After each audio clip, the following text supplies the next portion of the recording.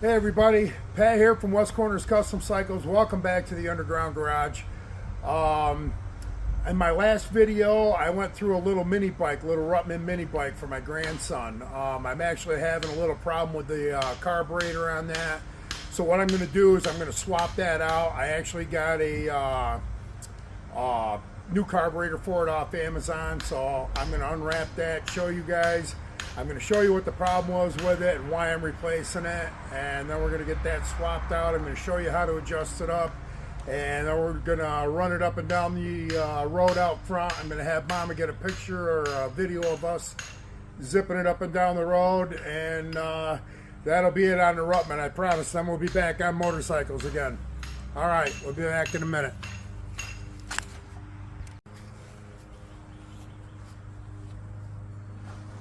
Okay, here's that carburetor. I just got it in the mail. We're going to unwrap it and look at it at the same time here.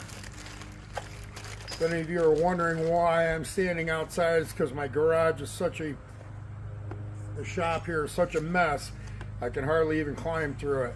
I just put up a Kwanzaa hut over here. I'm going to get a lot of stuff stored in there, and I'll be able to work back in there better again. Okay. Anyway, here's this carburetor. I got it off Amazon. It's an exact replica of the one that's on it, except for one thing. The one that's on it, where this little dimple is in the bottom here, I don't know how well you can see it,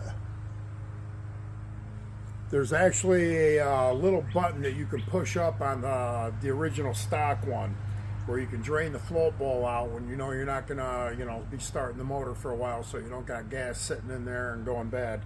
That happens to be what the problem is with the one that I have on the bike now. That's not sealing. Every time I fill it up with gas, all the gas runs out all over the garage floor, and so we're gonna cure that, and we'll get this adjusted up and get it running down the road. Okay, I'll be back.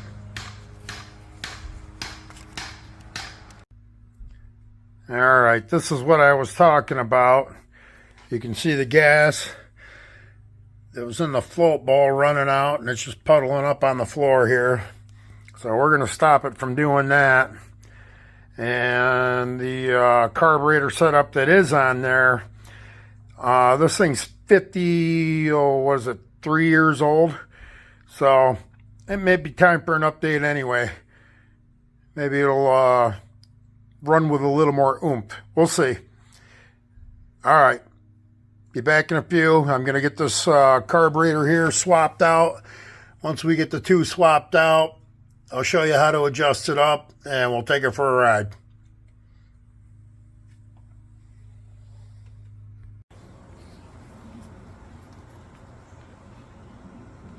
Okay, everybody, I'm back. I went to switch this carb out. I took the new carburetor, looked it over. The linkages were different, so I couldn't use the new carburetor. So what I wound up doing, I'll show you here.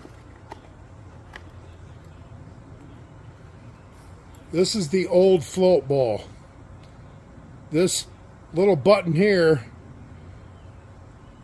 drains the float ball. You push it up and it just lets all the gas drain out of it if you're going to put it up for the winter or whatever.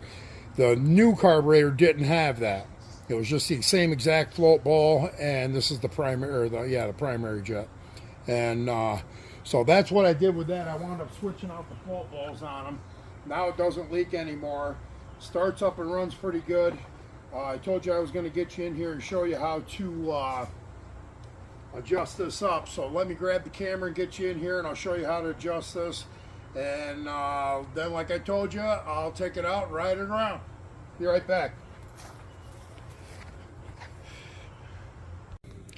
All right, we're in here close where you can see what's going on. You can see I put the new float ball on down here.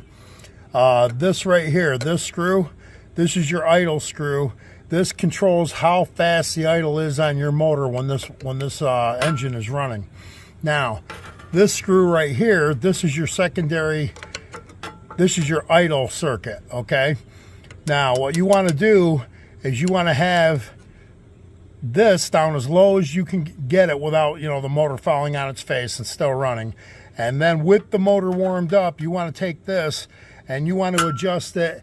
You either turn it in clockwise or you turn it out counterclockwise. And what happens when you do this is when you turn it in and out, you'll find that the RPMs start getting slower as you turn it in. So then you want to back it out. You'll find out that the RPMs climb up to a peak. And then as you keep turning counterclockwise and going out, the RPMs will start going down again.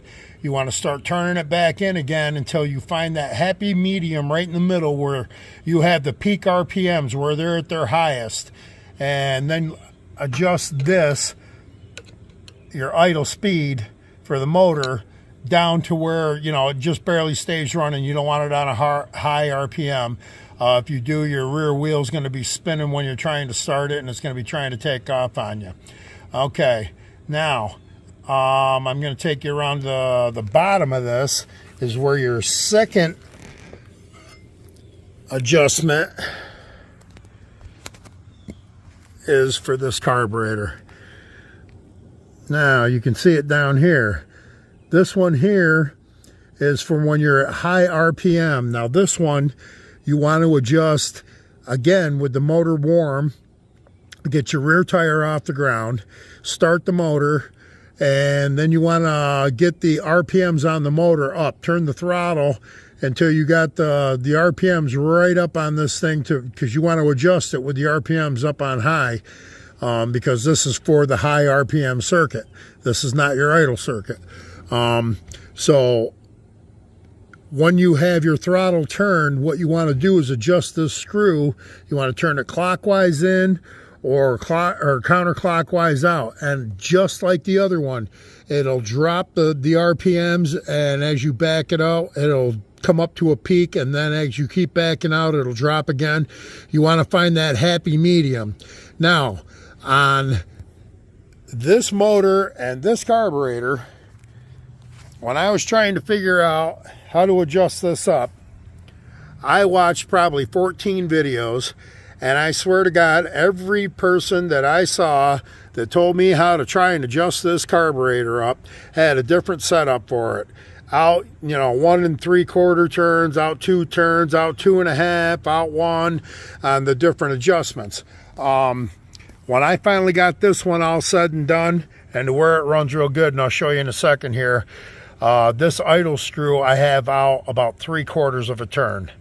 Now, the one underneath on the bottom of the float bowl for my secondary, for my high RPMs, literally I have on this adjusted out about, it was about 1/4, well, actually about 1/8 to 1/4 of a turn, and that was it. Okay, I was, as you saw in the last video, when I started it, I got it running, but every time I hit the throttle, it would fall on its face. I couldn't get it to get up on the high RPMs.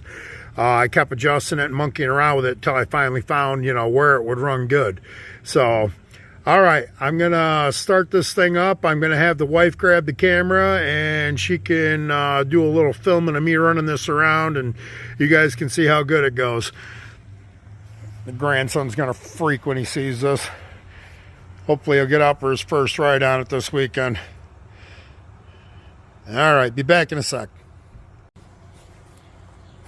All right, everybody.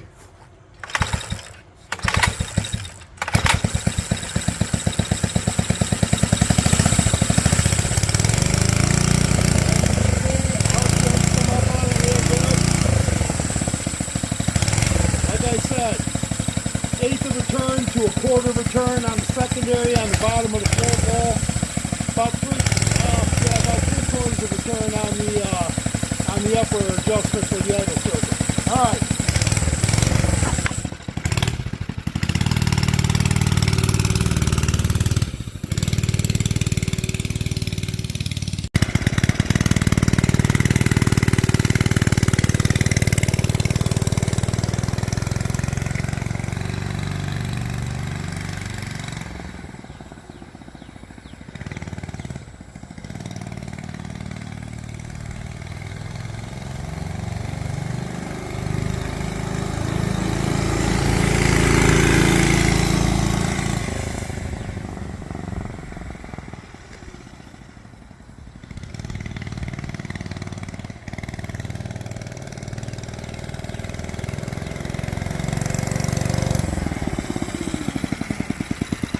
Okay, everybody, there you go. Pat from West Corner Cycles. West Corner's Custom Cycles.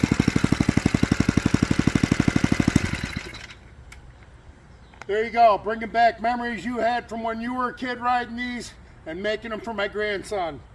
All right, peace out. Catch you guys on the next video.